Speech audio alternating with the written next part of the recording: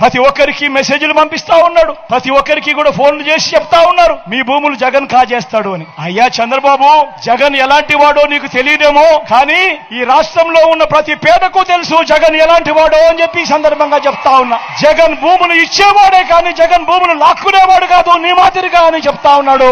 అసలు land titling act అనంటే మీ భూముల మీద మీకు సర్వ హక్కులు కల్పించడమే ల్యాండ్ టైటిలింగ్ యాక్ట్ కు సంబంధించిన ముఖ్య ఉద్దేశం. మీ భూములు 100 సంవత్సరాల కిందట సర్వే జరిగింది, బ్రిటిషర్లు ఉన్నప్పుడు సర్వే జరిగింది. దాని తర్వాత ఏ ఒక్కడు కూడా సర్వే చేసిన పరిస్థితులు లేవు.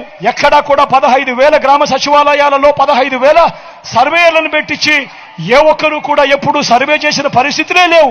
ఆ పరిస్థితులు లేక భూములన్నీ కూడా సబ్ డివిజన్ జరక్క, భూముల కొలతలన్నీ కూడా సరిగ్గా లేక అమ్ముకునేదానికి కొనేదానికి ఇబ్బందులు పడతా ఉన్న పరిస్థితులలో ప్రజలందరూ కూడా కోట్ల చుట్టూ తిరుగుతూ, రెవెన్యూ అధికారుల చుట్టూ తిరుగుతూ వాళ్లకు డబ్బులు ఇచ్చుకుంటూ ఇబ్బందులు పడతా ఉన్నారు అని చెప్పి ఈ పరిస్థితిని మార్చాలి అని ప్రతి ఒక్కరి భూమి మీద కూడా వాళ్లకు సంపూర్ణ హక్కులు ఇవ్వాలి అని మొట్టమొదటిసారిగా 100 సంవత్సరాల కిందట జరిగిన సర్వేను మళ్ళీ రీసర్వే ప్రతి గ్రామంలోనూ చేయించి వాళ్ళ భూముల మీద సర్వ హక్కులు వాళ్ళకి ఇచ్చేదానికి బౌండరీస్ నాటిచ్చి రికార్డ్స్ అన్ని అప్డేట్ చేసి ఆ పత్రాలన్నీ కూడా రిజిస్ట్రేషన్ చేసి మళ్ళీ ఆ రైతన్నలకు వాళ్ళకే ఇచ్చే కార్యక్రమం జరుగుతా ఉంది అంటే ఇంత గొప్ప కార్యక్రమానికి చేతనైతే మద్దతు పలకాలి.